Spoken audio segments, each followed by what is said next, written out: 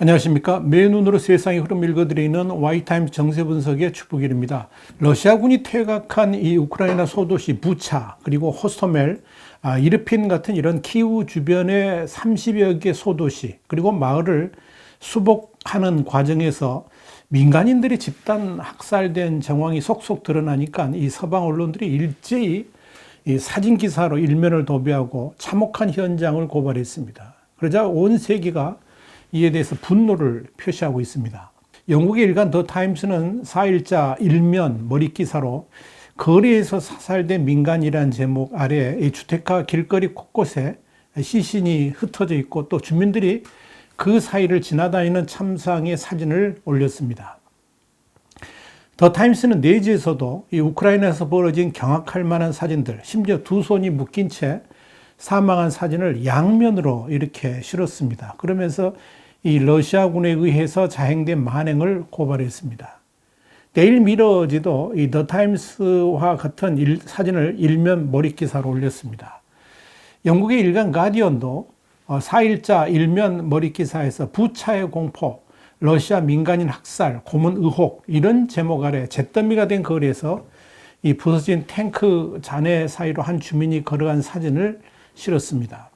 경제 전문지인 파이낸셜 타임스 그리고 데일리 텔레그래프도 일면에 주택가 거리에 시신들이 방치된 사진과 함께 이 전쟁 범죄 증거가 확보되면서 유럽연합 그러니까 EU가 러시아에 추가 제재를 계획 중이다 이런 기사를 실었습니다. 미국의 뉴욕타임스도 4일자 일면 사진으로 흙구덩이 속에 시신이 담긴 것으로 추정되는 포대 몇 개가 내던져진 장면을 보도했습니다. 그리고 그 아래 제목으로 이것이 잔혹 행위의 실체다 이렇게 고발한 겁니다. 월스트리트저널도 뉴욕타임스와 같은 사진을 일면으로 게재하면서 잔혹 행위의 분노 확산 이렇게 전했습니다. 자, 이런 식으로 세계 유력 신문들이 이 러시아의 집단 학살 만행을 일면의 사진으로 대대적인 이 보도를 하면서 이 국제사회가 경악과 분노를 표출하고 있는 겁니다. 특히 키이우 북서쪽 37km 지점에 있는 소도시 부차의 비극은 러시아군이 자행한 만행의 상징적 지역으로 부각됐습니다. 이곳에서는 두 손이 뒤로 결박된 채 후두부에 뒷머리 쪽에 총을 맞은 민간인들의 시신, 또 눈이 가려진 채 손이 뒤로 묶인 시신 18구가 있었고 이 성당 근처의 시신 280여 구를 검은 봉투에 담아서 아무렇게나 파묻은 집단 매장지 등이 확인됐습니다. 러시아군이 지휘부로 쓰던 건물에서도 시신 10여 구가 나왔습니다. 이렇게 부차 지역을 찾은 외신들이 직접 촬영한 사진과 영상들을 각각 매체에 올리면서 참상이 드러나니까 국제사회가 큰 충격을 받은 겁니다. 여러분, 이 서방 세계 언론들에 의해서 사진과 영상으로 공개된 만행을 여러분들이 이제 사진으로 보셨을 텐데 이것 말고도요, 이 우크라이나 주민들에 의해서 밝혀지는 전쟁 범죄들 역시 상상을 초월할 정도로 비극적입니다. 우선 러시아군 전쟁 범죄에 대한 부차 주민의 증언은 정말 참혹합니다. 부차 주민 타라스 세브첸코는 영국 일간 이 가디언에 이런 말을 했습니다. 러시아 병사들이 인도주의 통로로 도시를 빠져나가려는 사람들에게도 총을 쐈다는 거죠. 또한 주민 스비틀라나 무니크는 뉴욕타임스에 러시아군은 보이는 사람들을 무조건 모조리 쐈다 이렇게 증언하기도 했습니다. 또한 러시아군이 탱커와 군용차 등을 겨냥한 우크라이나군의 공격을 막기 위해서 어린이들을 차량 앞에 태워서 인간 방패로 썼다 이런 목격담도 나오고 있습니다. 지난 2월 24일 우크라이나 전쟁 발발 후에 최근까지 러시아군 공격으로 숨지거나 부상당한 어린이는 지금 확인된 것만 최소 412명 그리고 이 가운데 158명이 사망한 것으로 집계됐습니다. 자, 여기에 러시아군이 우크라이나 점령지에서 현지 여성들을 대상으로 광범위한 성폭행을 저질렀다는 정황도 포착이 됐습니다.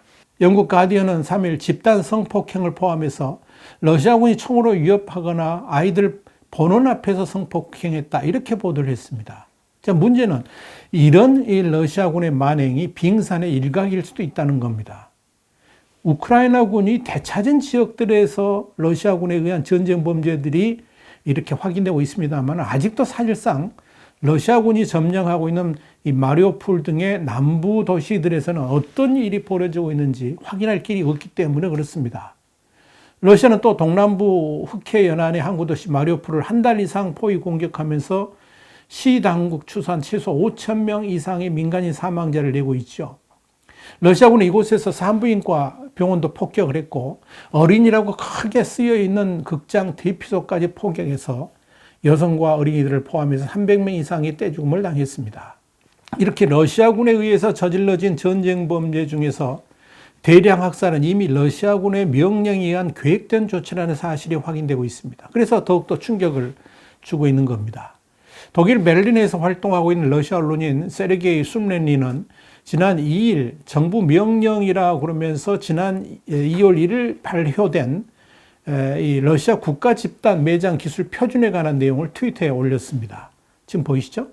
이 숨렌니는 이 트윗에서 기술 표준의 구체적인 내용이라 그러면서 시신을 화학물질로 처리하는 방법, 무덤 전체를 불도저로 덮는 방법 등을 상세하게 설명하는 그림과 함께 이렇게 트위터에 게시를 했습니다.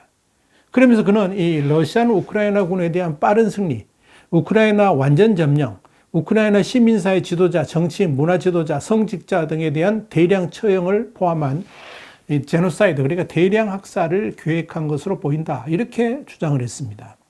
숨렌니는 4일에도 러시아 국영 매체인 RIA가 이 러시아가 우크라이나에서 해야 할 일, 이런 제목의 기사를 게시했는데 이 기사에서 우크라이나를 완전히 제거해야 된다 하는 내용이 들어있었고요. 이를 위해서 인종학살 차원의, 그러니까 인종청소 차원의 계획을 가지고 있다라고 폭로를 했습니다. 이와 관련해서 러시아 대통령을 연구한 영국 태생의 외교 전문가가 있는데요. 피오나 힐입니다. 이 피오나 힐도 러시아 푸틴은 우크라이나를 완전하게 제거하기를 원한다 그러면서 푸틴의 계획은 기본적으로 대학살을 통한 우크라이나 멸절이다. 이렇게 주장을 했습니다. 영국 더 타임스가 4일 보도한 내용이 그렇습니다. 자, 이렇게 이 러시아군에 의한 만행들이 속속 드러나면서 국제사회는 분노하고 있고요. 서방의 지도자들은 일제히 러시아를 강력히 비난하면서 국제형사재판소, 그러니까 ICC에 의한 범죄 혐의 조사, 그리고 러시아에 대한 추가 제재를 예고했습니다. 옌스 스톨텐베르크 북대서양 조약국, 그러니까 나토 사무총장은 4일 이 부차에서 나온 희생자 사진들은 수십 년간 유럽에서 보지 못했던 민간인에 대한 잔혹성을 보여준다 그러면서 실질적 책임 추구모로 이어질 독립적 수사가 필수라 그랬습니다. 토니 블링컨 미국 국무장관도 CNN 방송에서 부차의 모습에 명치를 얻어맞은 것 같았다 이렇게 말하면서 강력한 분노를 표출했습니다. 보리스 존슨 영국 총리도 이 러시아군에 의해서 저질러진 일들에 대해서 분노를 표시했습니다. 그러면서 이 러시아에 대한 추가 제재와 우크라이나에 대한 군사적 또 인도적 지원을 강화할 것이라고 밝혔습니다. 에마뉴엘 마크롱 프랑스 대통령도 비겁하게 살해한 민간인 수백 명에 대해서 러시아는 해명해야 된다라고 말을 했습니다. 러시아군에 의한 만행에 대해서 국제사회가 엄청난 분노의 마음을 표출하고 있습니다만 사실 이런 일들에 대해서 가장 충격을 받은 이들은 아무래도 우크라이나 사람들일 겁니다. 바로 자신의 국민들이, 친척들이, 친구들이 러시아군에 의해서 엄청난 비극을 당했기 때문에 그런 거죠.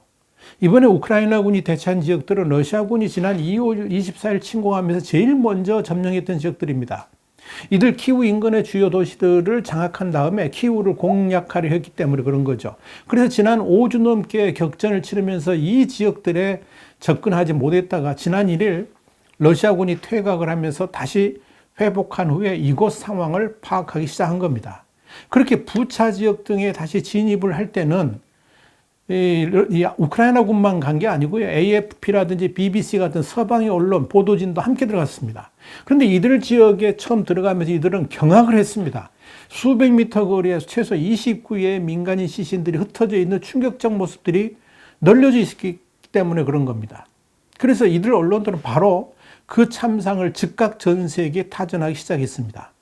가장 참혹한 현장인 부차의 경우에 외곽에서부터 러시아군이 파놓은 참호에서 수많은 시신이 발견됐습니다. 여기에 대해서 현장의 CNN 보도지는 대부분 CC는 검은 봉투에 담겨 있지만 일부는 팔다리가 튀어나와 있는 등 일부만 매장돼 있었다 그러면서 최소 10여 구의 시신을 볼 수 있었고 더 많은 시신이 아래에 있을 것 같다 이렇게 보도를 했습니다. 자, 여러분, 이렇게 전 세계가 분노할 정도로 극악무도한 러시아 만행이 드러났는데 그러니까 러시아가 당황해할 수밖에 없죠. 그런 범죄 행위에 대해서 러시아는 그런데 발뺌하고 있습니다. 후한무치한 일입니다. 러시아는 오히려 해외 언론과 SNS를 통해서 속속 공개되는 민간인 학살 증거 사진과 영상이 모두 러시아를 전쟁 범죄자로 몰아가려고 하는 우크라이나의 자작극이다. 이런 말을 했습니다. 러시아 국방부는 이 부차 등에서 나온 사진과 영상은 모두 우크라이나 정부가 서방 언론을 위해 연출한 것이라 그러면서 우리 군 주둔 당시 폭력적 행위로 피해를 본 주민은 단 한 명도 없다라고 밝혔습니다. 또한 적반하장격으로 집단 학살에 대한 책임을 전면 부인하면서 유엔 안전보장이사회 그러니까 안보리 소집을 요구했습니다. 드미트리 폴리안스키 주 유엔 러시아 부대사는 지난 3일 부차에서 벌어진 우크라이나 급진 민족주의자들의 극악무도한 도발에 대처하기 위해서 4일 안보리 회의를 긴급 소집할 것을 요청했다라고 밝혔습니다.